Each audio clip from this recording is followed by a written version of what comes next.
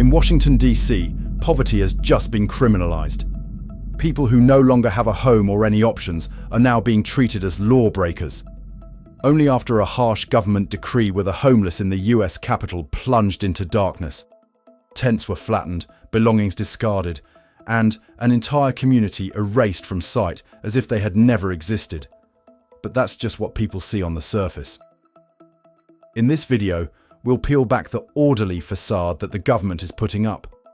You'll see the truth behind the seemingly promising reported numbers. How DC is inadvertently exporting crisis to Philadelphia, Baltimore, and many other cities, and the endless cycle of cleaning and re-emerging that is eroding trust in the system. This isn't just a simple story about temporary tents. This is a journey that exposes the painful reversal of the American dream, where poverty is no longer viewed with compassion, but treated as a sin to be eradicated. Washington, D.C., the city considered the heart of the nation's power, seems to be presenting a bitter irony. Thousands of people are setting up temporary tents right under the shadows of government buildings and historical monuments. The issue of homelessness here is not new. It has persisted for decades and seems to have become so familiar that no one is surprised anymore. On many streets, temporary tents have appeared, bringing with them consequences for security, hygiene, and even the national image. After so many years of struggling, the federal government has proposed what it calls a strong solution, a temporary emergency order taking control of the city police force with the promise of restoring safety and order. The reason for choosing this method, from an outsider's perspective, is perhaps quite clear: prioritizing the beautification of the national park's central area, its parks, avenues, and office buildings, sending a strong message to voters and visitors that order has returned. And more importantly, this is an easy-to-measure, easy-to-report method. How many areas have been cleared? How many tents moved? Meanwhile, core issues like affordable housing, social and healthcare services, or long-term support for vulnerable populations seem difficult to address, implement, and immediately demonstrate effectiveness. The immediate consequence is that 49 camps have been cleared, a number that sounds impressive. But immediately after that number came a very ordinary question. Where did the hundreds of people left behind go? Shelters may have empty beds at certain times, but they are often insufficient during peak periods or unsuitable for the actual circumstances. Many familiar barriers still exist: lack of privacy, difficulty keeping limited belongings, no pets allowed, and restrictive hours. The homeless, it seems, don't necessarily not want to obey the law. Rather, existing conditions make it difficult for them to fully comply. As the waiting list grows, they are unlikely to stand there forever waiting for their names to be called. And then, like a sad inertia, they quietly moved on again, setting up new tents in another neighborhood. A never-ending cycle. Clean this spot, and it grows back somewhere else. Those who still choose to stay in DC often live more discreetly, setting up tents in hidden corners, moving at night, and trying to avoid contact with law enforcement. That hiding, from a human perspective, was perhaps their way of retaining a little self-control and dignity in a cramped life, rather than sacrificing everything for a bed that lacked privacy and was full of constraints. From the perspective of nearby residents, a sense of loss is also evident.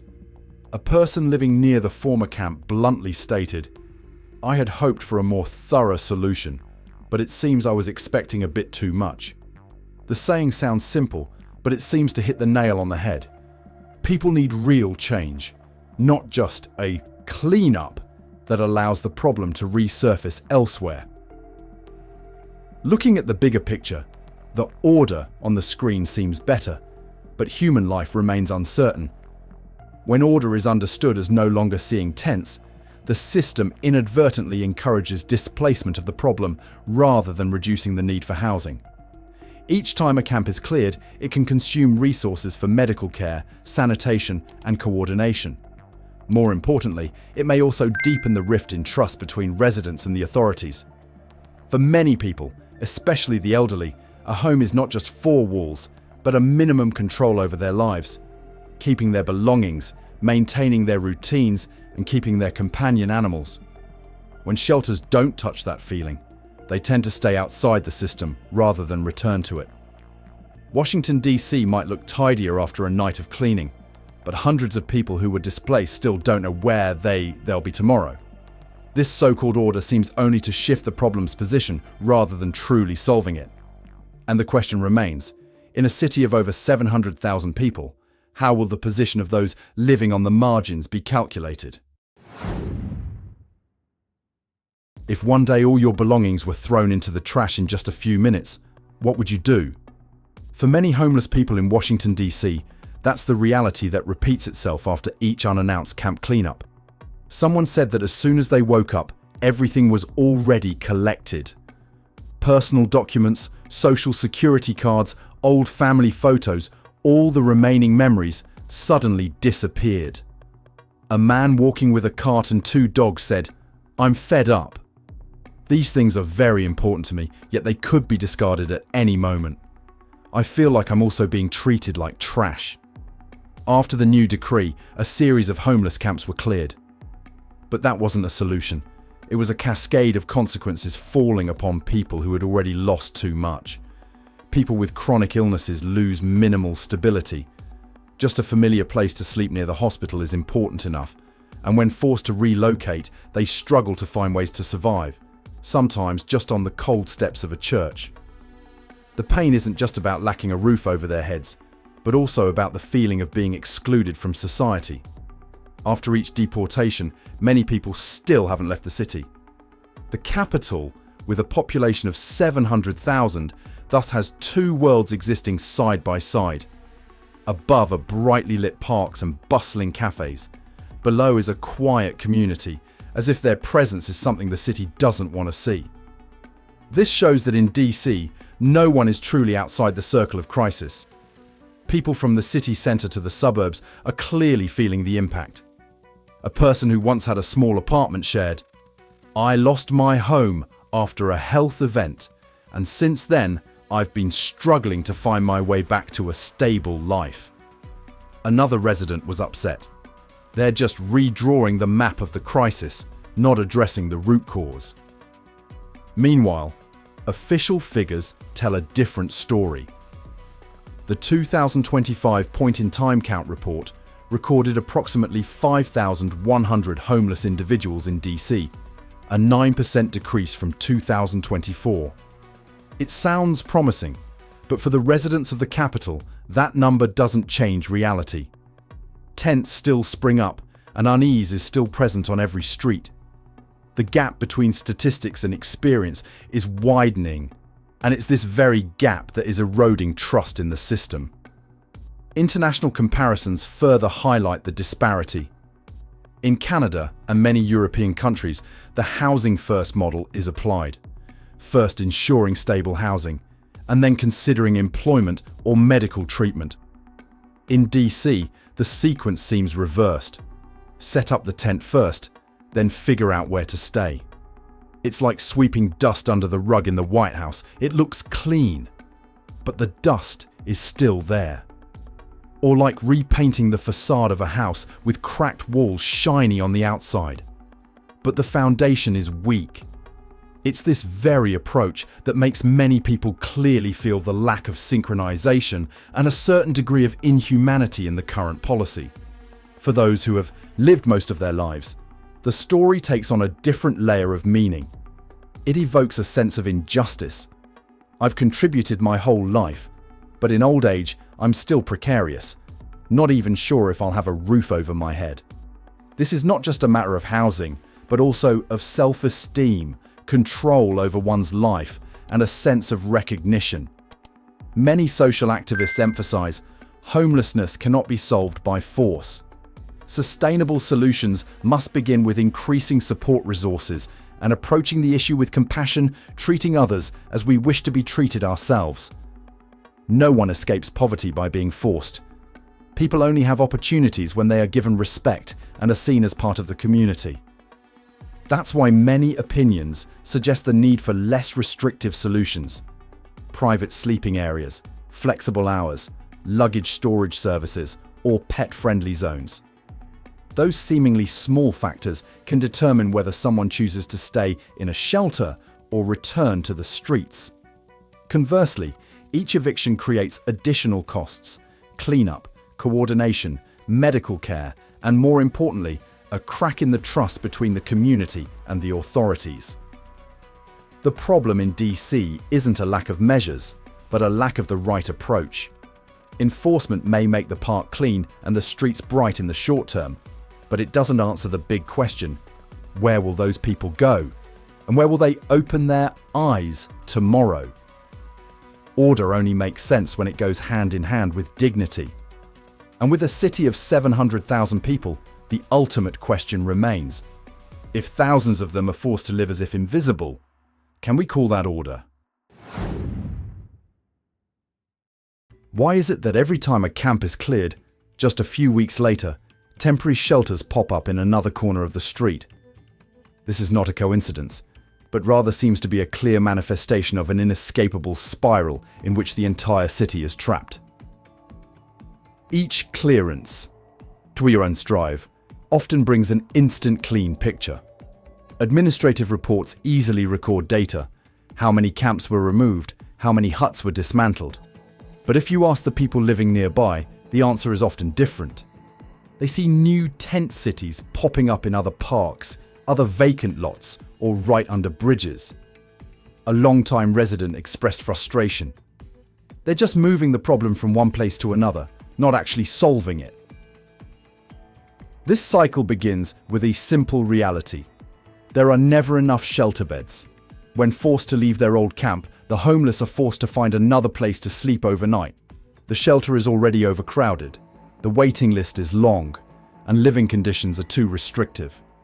With no place in the system, they return to the streets, setting up tents elsewhere. The city cleaned up in one area, but only for a moment, as the crisis reappeared elsewhere. This creates a familiar cycle: enforcement clearing the camp, setting up a new tent, further enforcement. The government spends money on handling it, but the long-term effectiveness is almost non-existent. The budget for cleaning, police coordination, waste disposal, and emergency medical services is growing day by day. Meanwhile, the homeless lost more faith in the system. Local residents became more uneasy. The media criticized even more. And the government was further pressured to continue the forced evictions. A social worker once described this situation with a very real image.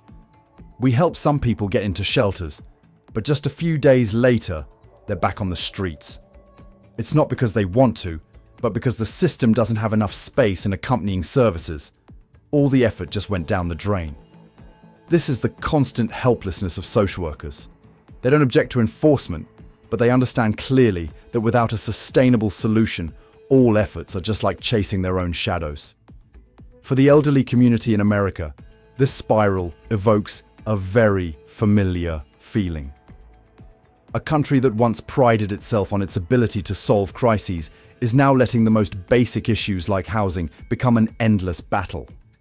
It evokes a sense of nostalgia for a time when a worker's salary could support an entire family, a time when stability was not a luxury.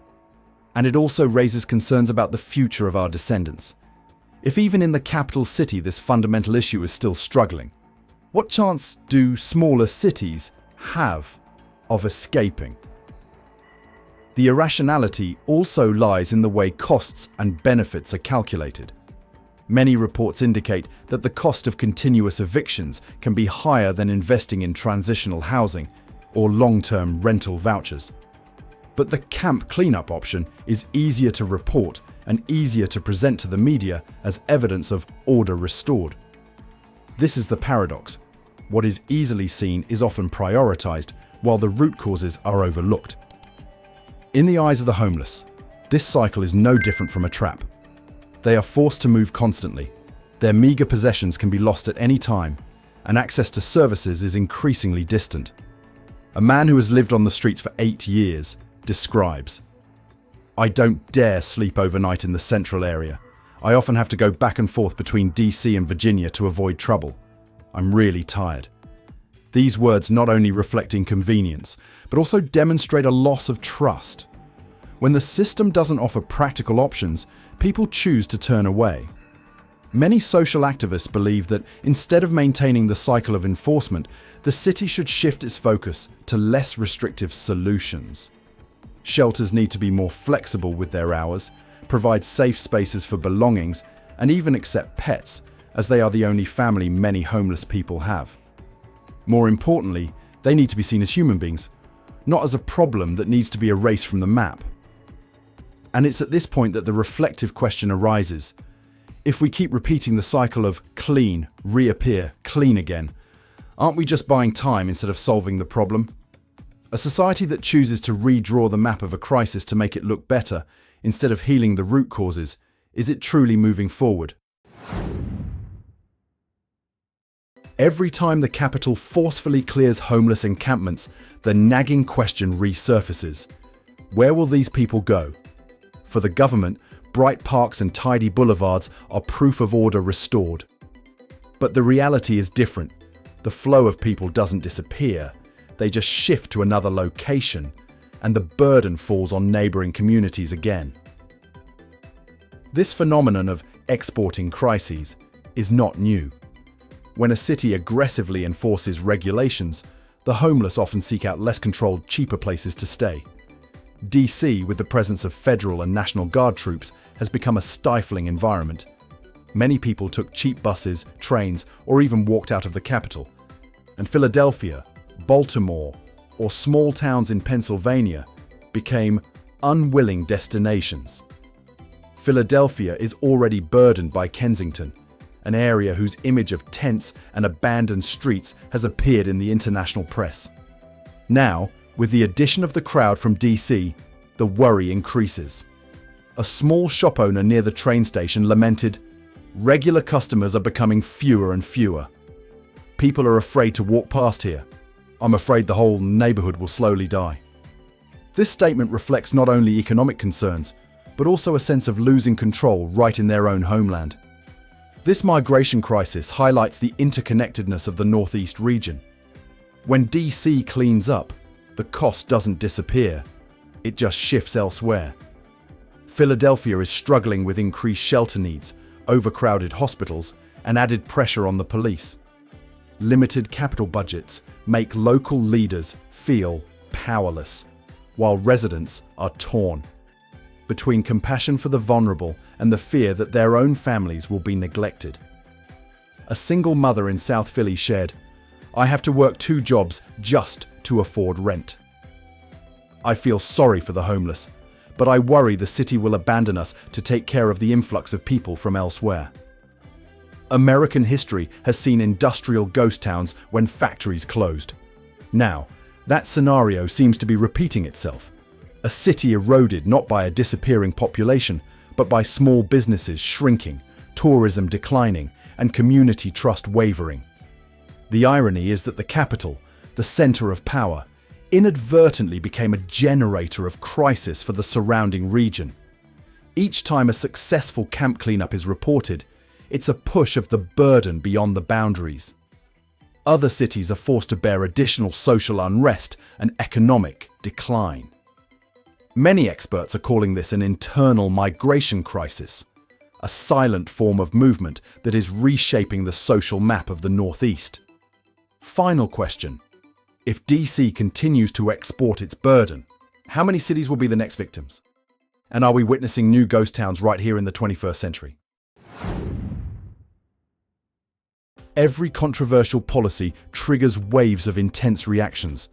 And for Washington, D.C., the center of American power, the debate surrounding the homeless enforcement order further exposes social divisions. The issue goes beyond just removing the temporary tents. It also raises a deeper question.